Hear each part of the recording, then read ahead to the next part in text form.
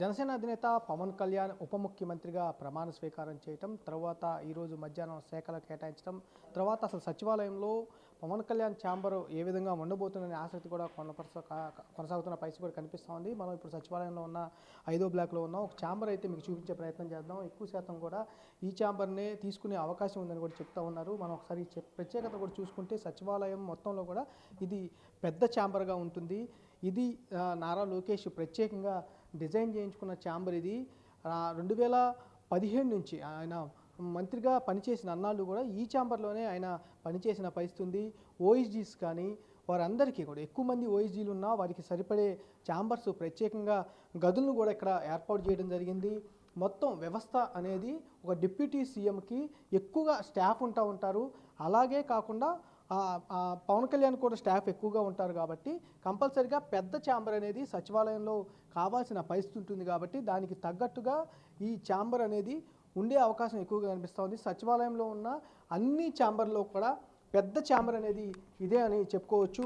ప్రధానంగా నారా లోకేష్ అప్పుడు పంచాయతీరాజ్ గ్రామాభివృద్ధి శాఖకు సంబంధించి ఈ ఛాంబర్ని అప్పుడు ఆయన వాడుకున్న పరిస్థితి ఉంది. ఎక్కువ మందిని ఆయన రిక్రూట్ చేసుకున్న పరిస్థితి ఉంది. ఆయనకు సంబంధించి ఆయన కోసం అప్పుడు గతంలో ఆయన ప్రత్యేకంగా డిజైన్ చేయించుకున్న ఛాంబర్ ఇది.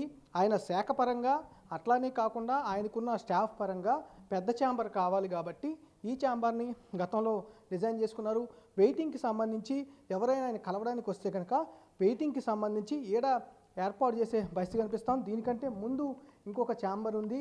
ఆ గది అనేది కూడా ఆ గది మొత్తం కూడా వెయిటింగ్కి సంబంధించి ఉంటుంది. దీని లోపల ఇలా కనుక వెళితే గతంలో నారా లోకేష్ ఇటు నుంచి లోపలికి వెళ్ళిన పరిస్థితి. పెద్ద ఛాంబర్ అంటే రివ్యూలు చేసుకోవాలన్నా, ప్రత్యేకంగా ఎవరితో అన్నా భేటీ కావాలన్నా వారి కోసం ఏర్పాటు చేసుకోవడం కోసం ప్రత్యేకంగా ఒక కాన్ఫరెన్స్ హాల్ కూడా ఈ ఛాంబర్లో కూడా కల్పించడం జరిగింది.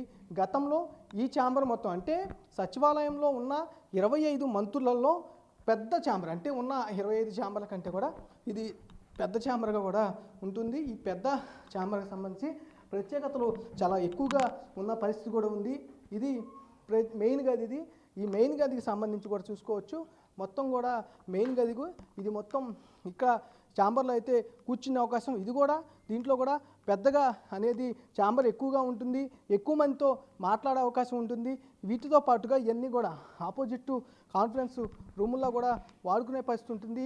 ప్రత్యేకించి ఈ ఛాంబర్ అనేది ప్రత్యేకతలు ఎక్కువని ఉన్నాయి కూడా అని చెప్పుకునే పరిస్థితి కనిపిస్తూ ఉంది. అంతేకాకుండా ఒక ఉప ముఖ్యమంత్రికి ఒక ప్రత్యేకమైన పెద్ద ఛాంబర్ కావాలి కాబట్టి అలాంటి పెద్ద ఛాంబరు సచివాలయంలో ఇది ఒకటే ఉందని కూడా చెప్పుకోవచ్చు. అందుకని ఇటు పవన్ కళ్యాణ్ కూడా ఈ ఛాంబర్నే తీసుకునే అవకాశం ఉందని కూడా ఎక్కువగా వినపడుతున్నాయి. ఓ పక్క నుంచి డిపార్ట్మెంట్ వైజ్గా చూసుకున్న ఈ ఛాంబరే కేటాయించే అవకాశం కనిపిస్తూ ఉంది.